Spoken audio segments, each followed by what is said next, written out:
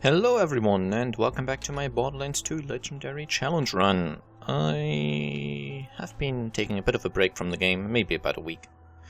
I had pre-recorded some amount, so let me just get back up to speed. Okay, we have the positive self-image quest, which means we need to pick up hood ornaments for Ellie.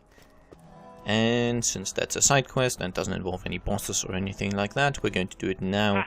Hey y'all, welcome to the new and improved Catch a Ride. Now with Thank you, Scooter.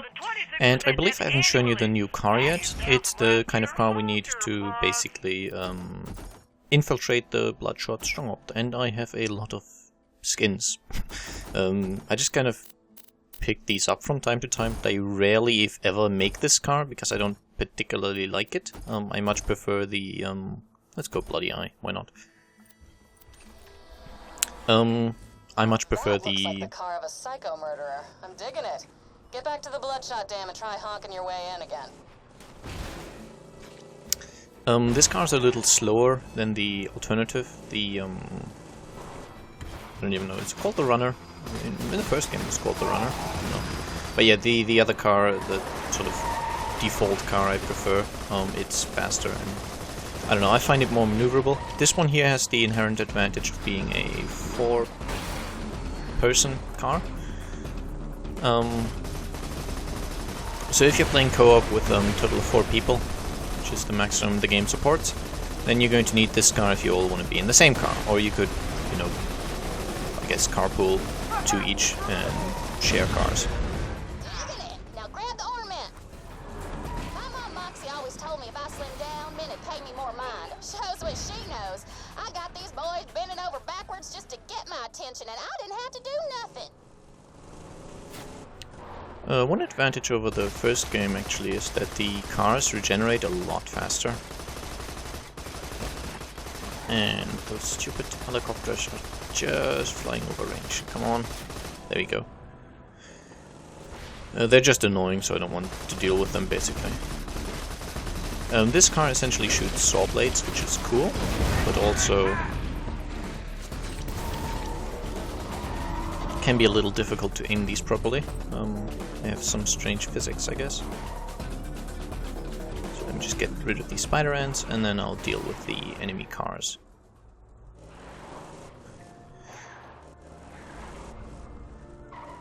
Okay. Yeah, as I said, I don't really like this car much. I much prefer the other one, and I can't really fight very well with this car, but I guess it's enough. I am a bit over-leveled anyway. Reminds me why I came out here in the first place. Lived in Sanctuary for a while, but Moxie kept hassling me about working for her, putting on makeup, losing weight. I just got sick of her nagging and came out here to make it on my own. That, and I was worried Scooter might have a crush on me. What? Just done. Kind of going with the whole redneck theme there. Scooter actually fancies his sister. And not half-sister, proper, full-blown sister. Full-blown is kind of bad choice of words there, but you know what I mean. Oh, this is a badass. He's stronger than usual, but still didn't cause much trouble. Man, would you look at that design? Like an eagle soaring through the midnight sky. Only the eagle's like 300 pounds with a kick-ass rack. That's certainly one way to phrase it. Flying through the air majestically like an eagle, piloting a blimp.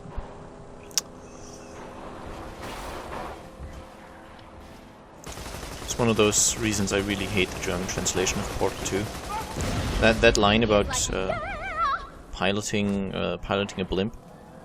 Instead of using the German word for blimp, which there's a word for it, they translated it like a fat eagle. You got enough ornaments. Come back and help me put them up. Okay, and I still need this car for the main quest, but then I'll be done with it and I can basically ditch it for the other car, and I'm not going to be using this one ever again, essentially. Stay the hell away from our caravan, people. We're carrying very valuable stuff for Papa Hodunk, and I ain't getting robbed again. Okay, actually, let's look for the caravan. I wouldn't mind showing you that little It's not really much of an event, it's just kind of something you can do. I think they're back here. So there's 2 patrol cars, or I guess guards. Get away from the caravan! Driving along. Alright, I'll surrender. Just rob me and get it over with. And once you've destroyed these 2, the caravan itself will stop, and you can jump up and get this chest. You do get a badass thing for it, but the loot from that chest is terrible usually. I've never seen anything good come out of it, so it's not really worth farming. It's just, I don't know, it's fun. I had hoped maybe there would be a sort of, well, I would have liked it if it was a little more difficult to do, if the escort cars were a little stronger. But if you got a if the chest on top had been a red chest, which those contain the best loot, just like in Borderlands 1. So let's put down these ornaments. See that when they come in and be like, yeah, that's looking sweet as hell. That one's my favorite. Hi, this here's Scott. I'll get you where you need to go.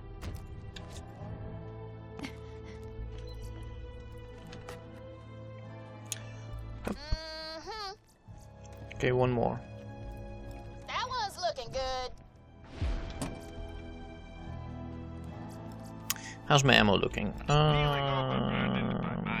Could definitely use some pistol ammo and some SMG ammo.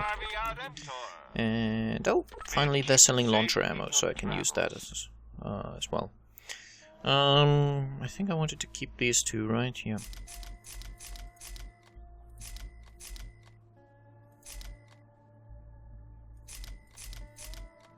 Good luck. Hey Ellie! Explosions, theft, and interior design. Hell of a day. Okay, as a reward for this quest, you get a fairly unique artifact. I don't know if there's anything similar to it. It gives you basically boost bonuses for the car. The boost is the sort of F-mode hypercharged increased speed thing. And in this case I have 50% more capacity, almost 75% more recharge rate, and about 40% less delay. So if you're doing a lot of car racing, I guess that would be a good artifact to have. I think I'm going to store it because in one of the DLCs there's actually going to be a car race, and I might want to do that. And obviously the boost is useful for car racing, and having an artifact that increases the power of the boost is good. It boosts the boost, so to speak. And this is the boost. But this car doesn't quite feel as powerful in the boost mode as the other one. It's just kind of, it's a little faster, but not as crazy fast, I guess. Okay, now let's get out of here and continue the main quest.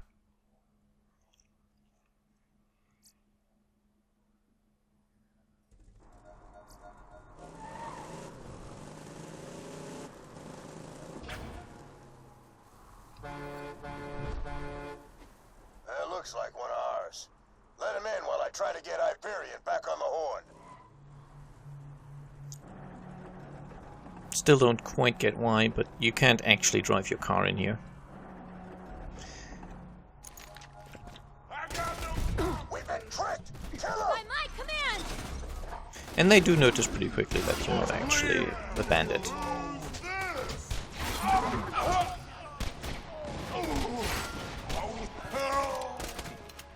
the anarchy.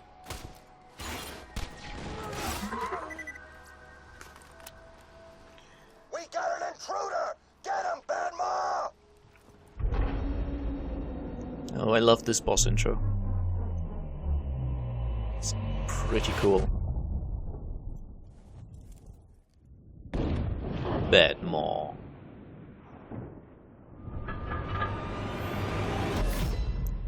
And his merry midgets.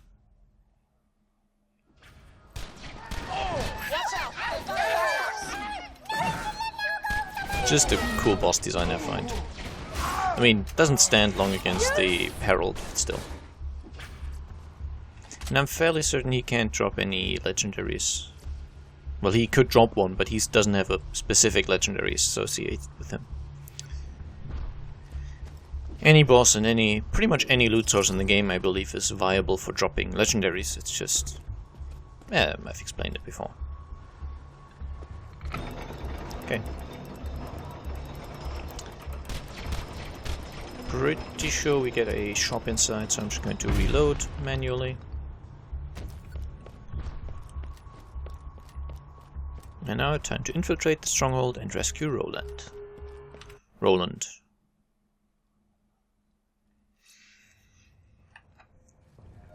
And I've made a list of all the legendaries I'm still going to farm. Great. We still have a fair few ahead of us. Somewhere. I'm sure you can handle yourself, but if anything happens to Roland, make sure nothing happens to Roland. And I think I'll do my usual thing and actually go ahead a little in the story before I start farming. There's a certain side quest in this area that you can, or I will have to farm for a new grenade mod. One that's, to my mind, I feel a lot better than the bonus package, but there you go, everyone. Have a bonus package. So cool. I do like the weapon, the grenade. It's pretty cool. But the other one that we get is also pretty cool. Actually, I prefer it.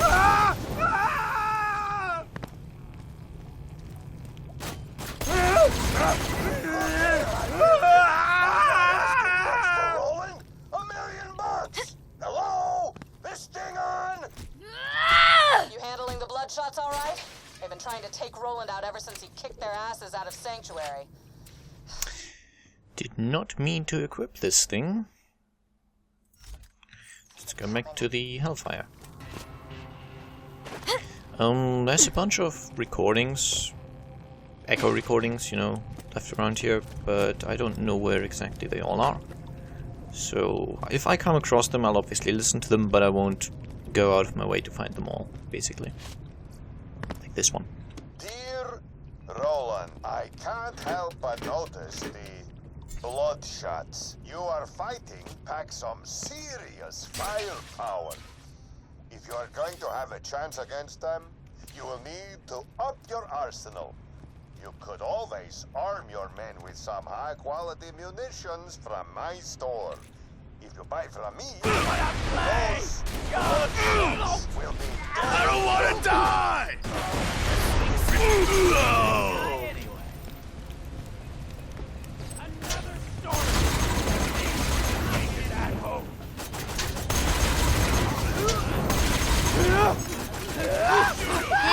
Accuracy's overrated anyway. Ow. One! If I didn't miss all the time, it would be a lot easier. Because technically the the Unkempt Herald is kind of OP.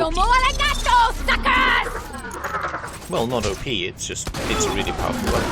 Kill that one! Reasonably powerful. And it's just one of those things that the game, that I find the game does really well. It sort of, it works well how the story and the gameplay kind of combine. You'll pay for that! Wow, that bonus package really delivered. And it combines kind of insane and mad characters with a gameplay that's equally insane and mad, and it just hands you all these incredibly strange and interesting weapons, and just basically tells you, you know, this gun shoots lasers, and this one shoots grenades, and this one sort of sets enemies on fire, and this one's electric, and there's a few enemies. Figure out what you want to do, basically. Sooner or later. I just think it's really well made.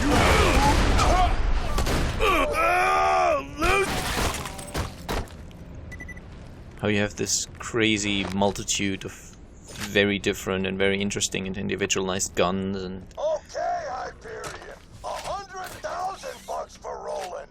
Final offer. Echo me back and let's negotiate already. Hyperion wants Roland bad. Even if they don't buy him from the Bloodshots, they'll be coming for him. You better hurry.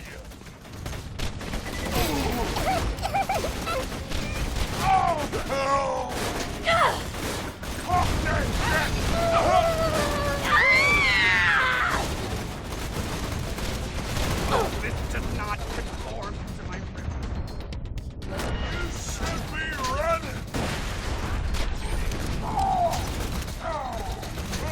Let's go Hellfire instead. Seems like a better choice. Feeling it. And I know I'm kind of running up close to the enemies. That's kind of my playstyle. Gauge. Or gauge? I'm going to gauge. Sounds better. And just in case you aren't aware, that's how English works. If it sounds better, say it. And in case you have an English teacher who doesn't understand that, the whole way the English language developed is by having people speak it, and basically, if they preferred the way something sounded, they said it like that, and that's eventually became the correct usage of the word. It's very noticeable when you read old, but very, very famous English literature, like Shakespeare famous, basically. You will notice that the... Oh. Dear Bloodshots, I can't help but notice the Crimson Raiders. You are fighting pack some serious firepower. If you are going to have a chance against them, you will need to up your arsenal. You could always arm your men with some high-quality munitions from my store. If you buy from me, those Crimson Raiders will be dead in no time. Okay, certainly a lot of capitalist there in Marcus. I remember wanting to say something, but I forgot what it was. That's a little unfortunate. Oh, Jimmy Jenkins. This is a sort of... I've spoken before about those loot midgets that can come out of out of lootable containers. Jimmy Jenkins is kind of similar. He's a midget robot who can come out of lootable containers, but he's a lot more rare, basically. I'll show you where to farm him eventually. I don't think he's got a specific legendary, but I'll show you where to farm him anyway, because he's the kind of thing that you want to be farming for just generic legendaries.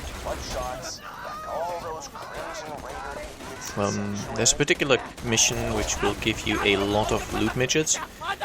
You get 4 guaranteed spawns of loot midgets, and they have brilliant drop rates of just about everything. If you rescue Roland, you might have a shot at stopping Jack.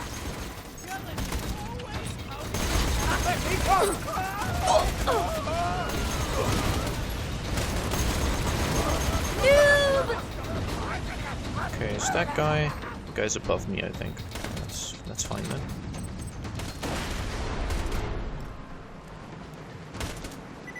Yeah, he is. Okay, cool. There's a fairly nasty boss that spawns in this section of the mission, which I'm hoping I'll be able to manage, but I tend to die to him a fair amount. He's just got an insanely overpowered rocket launcher, basically. And luckily I can't friendly fire my own robot. It's kind of cool.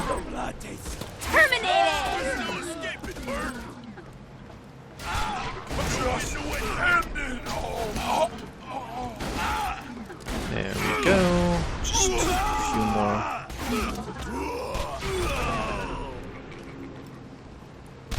There he is, Mad Mike. Okay, that was swift and unproblematic. He's got an insane rocket launcher which can basically one-hit you at this level, and frequently does, because he's got good aim with it as well. I want that, and that, and that.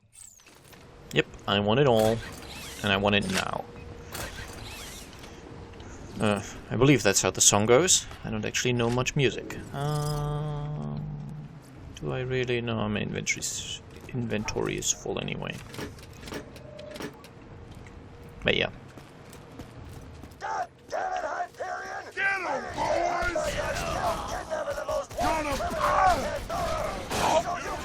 Great thing about the Herald, those shielded enemies, it's kind of strong against them.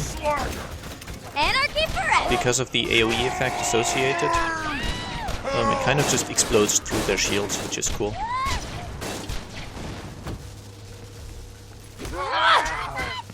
Oh look, an angry midget. What, you wanna punch me? No, we don't punch. Well, I punch, you die.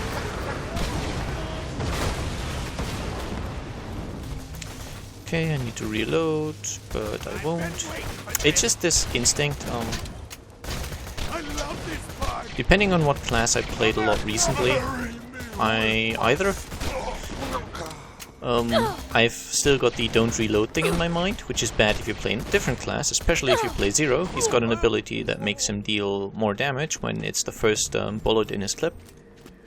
So with him, you want to reload as much as possible. Basically, whenever there's a short break in combat, you want to reload so you get that bonus damage for the first shot.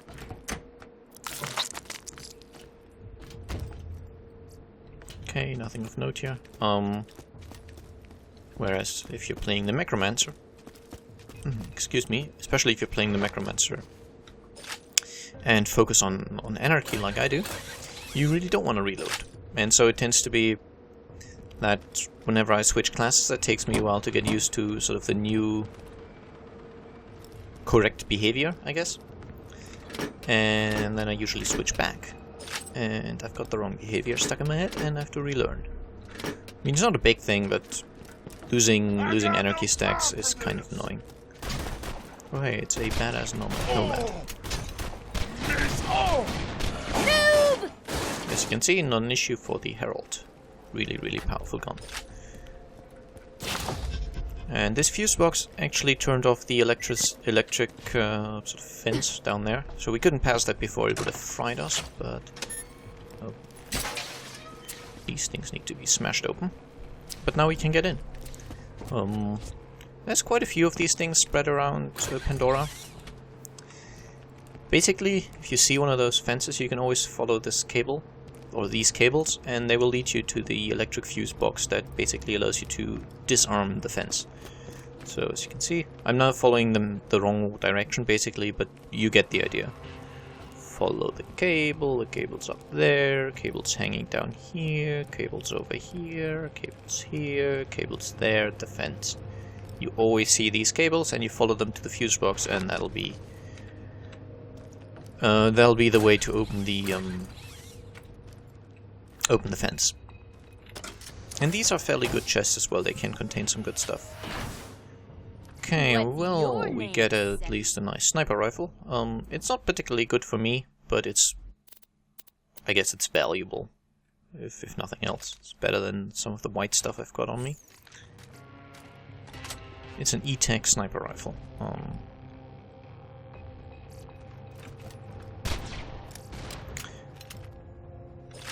Which of course would be brilliant if I were playing as a sniper, because it's actually... Was that I think that was a... yeah, it's a corrosive one as well, which is very, very good for the next section, so... I guess if I was playing as anything apart from the Necromancer, that would be a really cool thing to get.